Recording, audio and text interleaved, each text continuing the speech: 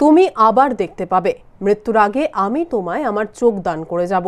কার্নিভালের মঞ্চ থেকে খুদে জ্যোতিপ্রিয়কে কথা দিয়েছিলেন সম্প্রতি খুন হয়ে যাওয়া তৃণমূল নেতা দুলাল সরকার। কিন্তু আর এই জগৎটাকে দেখতে পাওয়া হলো না খুদে জ্যোতিপ্রিয়র। একথা বলেই চোখে জল চলে এলো জ্যোতিপ্রিয় রায়ের মা পারমিতা দত্ত রায়ের। ইংরেজবাজার পুরসভার ২০ নম্বর ওয়ার্ডের বাঁশবাড়ি এলাকায় থাকেন গৃহবধূ পারমিতা দত্ত রায়। তাঁর একমাত্র ১৩ বছরের ছেলে জ্যোতিপ্রিয় রায় জন্মান্ধ। বর্তমানে ছেলেকে কলকাতার নরেন্দ্রপুর মিশন ব্লাইন্ড স্কুলের আবাসিকে রেখেই পড়াশোনা করাচ্ছেন তিনি। জ্যোতিপ্রিয় ষষ্ঠ শ্রেণীতে পড়ে। পারমিতা দেবীর স্বামী জীবন রায় নামজাদা ব্যবসায়ী। তবে ২০১৭ সালে তাদের সম্পর্কের বিচ্ছেদ হয়। এরপরই শ্বশুরবাড়ি ছেড়ে বর্তমানে বাঁশবাড়িতে বাবার বাড়িতেই রয়েছেন গৃহবধূ পারমিতা দেবী। নিজের ছেলের খরচ জোগাতে একটি বেসরকারি সংস্থায় সামান্য মাইনেতে কাজ করেন তিনি। পারমিতা দেবী জানান, জন্ম থেকেই তার ছেলে চোখে দেখতে পায় না। এ বিষয়টি নিয়ে খুব আফসোস করতেন দুলালবাবু। তিনি বলতেন, একদিন জ্যোতির্ময় সূর্যের আলো দেখবে। মৃত্যুর আগে তিনি জ্যোতির্ময়কে চোখদান করার আশ্বাসও দিয়েছিলেন।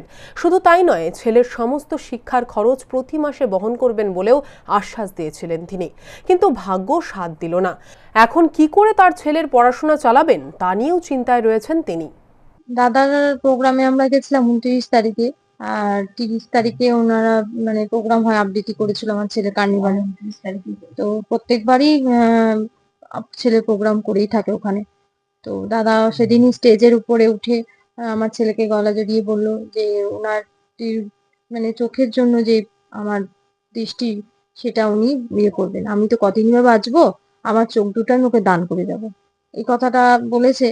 এত স্টেজের সামনে আমার তো খুব ভালো লাগলো, কিন্তু দাদার যে ওই কথাটা বারে আমার শুধু মনে হচ্ছে, দেখছি যতবার ভিডিওটা, যে আমি কদিনই বা বাঁচবো, এই কথাটা যে দুদিনের মধ্যে ফুলে যাবে, সেটা আমরা মেনে নিতে পারছি না।